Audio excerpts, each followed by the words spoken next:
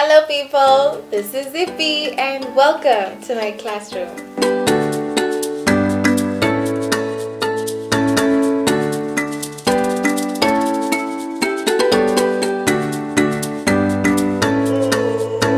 Now the school's about to close, and if your children have been going to school 40 hours or more in a week, you can be at a loss of how to keep them busy, how to keep them engaged during the holidays. So in today's video, I'll be giving you tips on how you can make sure your kids are not staying in front of the TV the whole day, or just making noise, whining.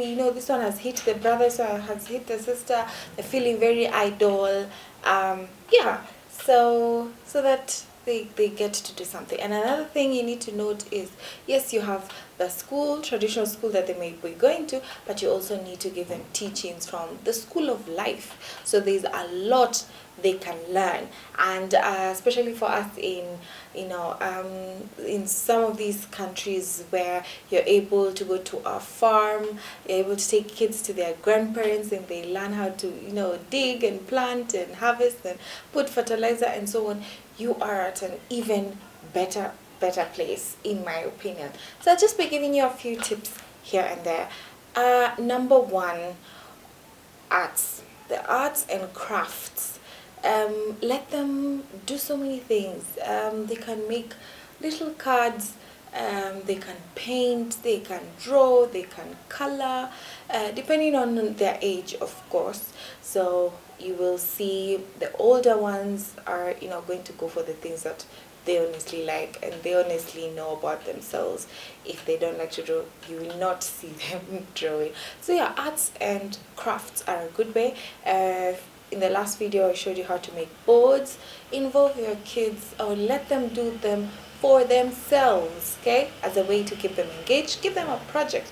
You can say this is a task for 1 week, so by the end of this week you should have come up with a certain art project. Okay, so that's one way. A second way would be outdoor activities, because you don't want them to be cramped in the house all the time. We've seen what that has done, especially during the pandemic when you're on lockdown. We don't want to go to that. Let them go outside, let them play. If you have a compound, if you're able to take them to the nearest field where they can play basketball, if they're able to go for swimming, any kind of outdoor activities, please do it. Hiking is one major thing you can do. We have so much nature around us, so outdoor activities is one great way to keep them engaged. Another favorite is cooking or baking. And like we've said before, there's a certain age group that kids get to where they are always eating. Honestly, always eating. And you hear parents complaining that now schools are closed, my fridge is always empty. Let them do that as one of the activities for their holidays. Let them learn to cook. If they already know how to cook, let them be the ones to prepare. Of course, depending on the age, and how safe they are, let them be the ones to prepare meals or to set the table. Oh, baking. This is one activity that, makes me, enjoy just doing things with your child. Just baking, no matter how small they are, they're able to just touch the dough and mix a few things here and there, and it's so much fun. Okay, the other thing, games. We have so many kinds of games. You have physical games, where you actually do something that is a bit strenuous. Yes, like I've already mentioned, but then like sports. But then now we also have board games. Okay, it's those things that you buy and you stay with for the longest time. So games like Monopoly, Scrabble, there's just so many. Or is it Scrabble? Yes, that one. These board games not only help your child learn things, maybe if it's finances like in Monopoly, of its words, like in Scrabble, they just learn so much more that is now outside of of their school life. I'd like to know in the comment section which games you like to play with your child. You could have a game night, and it doesn't even have to be when schools are closed. You could have like a quiz night. There are online games that you can play, like even on Kahoot, where you just sign in, create an account, sign in, and it could be capital cities of the world. It could be just literally anything, famous authors, biggest films, literally anything, on an online game, that you can play and just mix. It just makes your child a bit more engaged, and you'll see, like, growing up, it would, make you feel so much,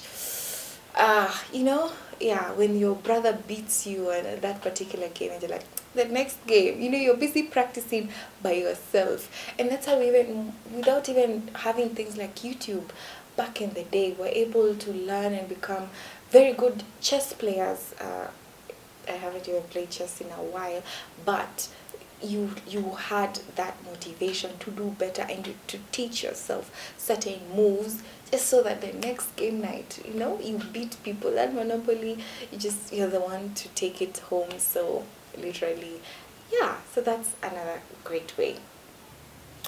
Okay. So please stick till the end, because the very last point I'm going to give you, I feel, is the most rewarding. Okay. So on to the fifth way which you can keep your kids busy over the holidays: reading. Reading, yes. And I hear, some parents complain that my child does not like to read. However, I would suggest that you get them those books, okay? And in some schools, especially with older kids, even younger kids, depending on the school, would give you a reading list. And find these books. You don't even have to buy brand new books. There are so many second-hand shops that have these books. I mean, where do they go once someone is done reading? And it's a great way of your child, learning vocabulary. And yes, I don't know, how I can ever thank my parents, because growing up, the amount of books that we were forced to read, honestly, and we were given a duration. So you get a storybook to read for like 3 days, and on the third day at night, once both parents are home and just seated there, we had to give at least 10 new words that we had learned from that storybook, and you had to give even the meaning of that word. You can't just say, oh, I've just learned the word catastrophe. You have to say what that word means. And it made us all excel in English, write very good compositions, and it's just a great way. So don't say that those things they'll read when they're in school, but yeah, let them read while they're at home. Next point: music. Music is, yes, therapy for everyone. It's food for the soul. And you could have your kids singing, learning even an instrument. If you're able to pay for music lessons for your child, please go ahead, okay? They can learn even, dancing. Music is just so dynamic. They can literally do anything and everything, and it's fun. It makes every single person, young or old, enjoy and just stay active and engaged. So if they're closing school for that 1 month or 2 months, they will learn a lot and just have a great time. Okay, point number 7. Learning new things. Yes, this is a way of keeping every person free, busy when they have some free time. So it could be learning a foreign language. Yes, that's something you can do in a very, very short period of time, just going up level by level. There, hobbies that might not be very common, but so many people do them. Things like weaving, knitting, crocheting, beading. These are things you can learn.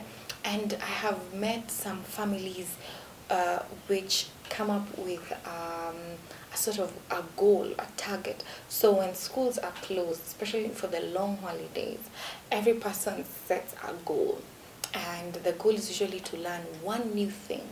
And you will see, because of technology, most of those children pick up learning a new language. There are those who learn a new skill, and then once the 1.5 months, 2 months are over, they each showcase. They literally have like a family festival, and each showcases what they have learned, this new skill that they have acquired in that holiday. And I thought, wow, that is one amazing way of making sure that your children are engaged, okay? And it could even need you to look for people to facilitate this, and it could even be a job. I've seen so many parents who put their children to work during the holiday, and the funny thing is that these parents tend to be the top 1% who make sure their children work and learn a skill during the holiday. Okay, so let's not spoil our kids and just let them stay at home just doing a lot of nothing. They're always on TikTok or just sleeping or watching TV the whole day. They can literally learn something new. Next point, have day trips.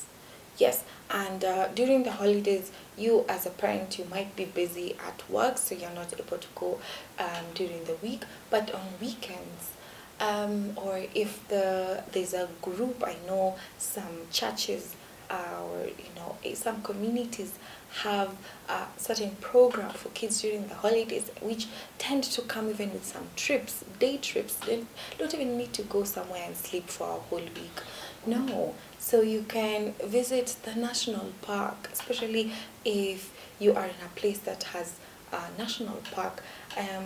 In our beautiful country, Kenya, we have so many parks, and it's very likely that where you live, there's a park somewhere in less than an hour's drive. Okay, museums. We have so many museums that people are not aware of in this country. And trust me, if you made a target to visit all the museums that you have, let's say just in Nairobi, that will take you a very long time. So these are some things that are there to keep us engaged, and the entry fees to most of these places are usually very little.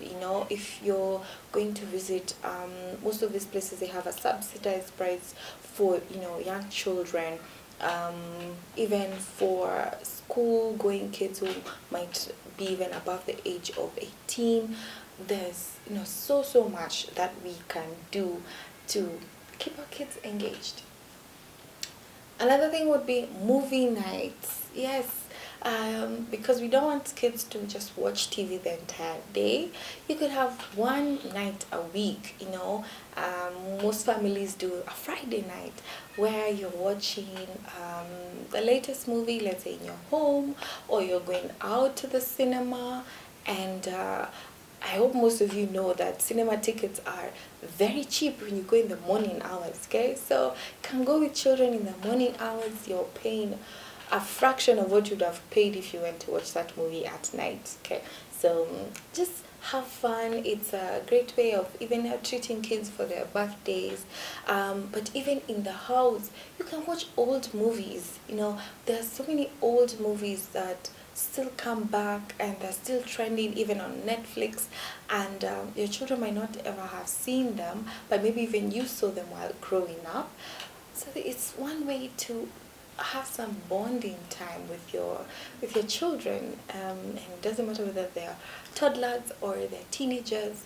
You can have a great time and keep them engaged on those few nights. And before I go to my last point, have you subscribed? Have you? Thank you so much if you have.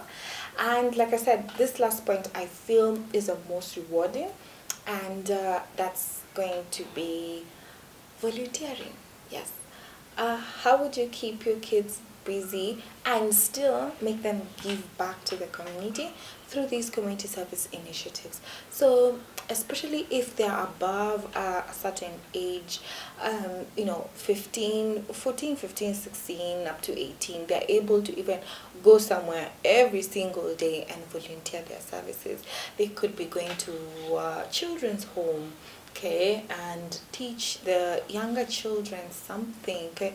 They could just be there taking them through simple activities of playing football with them.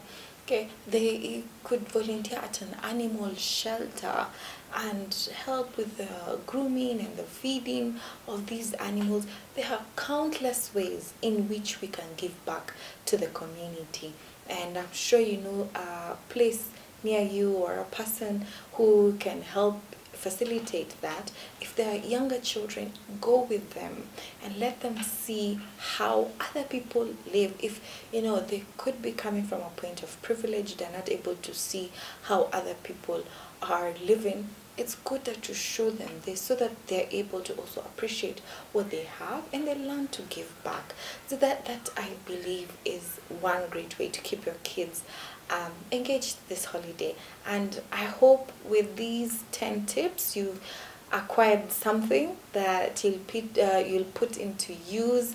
And let's have our children not just learning when they're in school, but also out of school. So it's not just now teachers piling so much holiday homework for them because parents are complaining. These kids have nothing to do over the holiday, so give them a lot of work. But there's so much they can learn at home, outside, the house, everywhere. So the key thing is, are we taking care of their growth, especially their cognitive development when they are also at home, or that we're going to have huge gaps when they open school after the holidays? Yes, and thank you for sticking with me till the end of this video. I hope that this has been a lesson that you won't forget.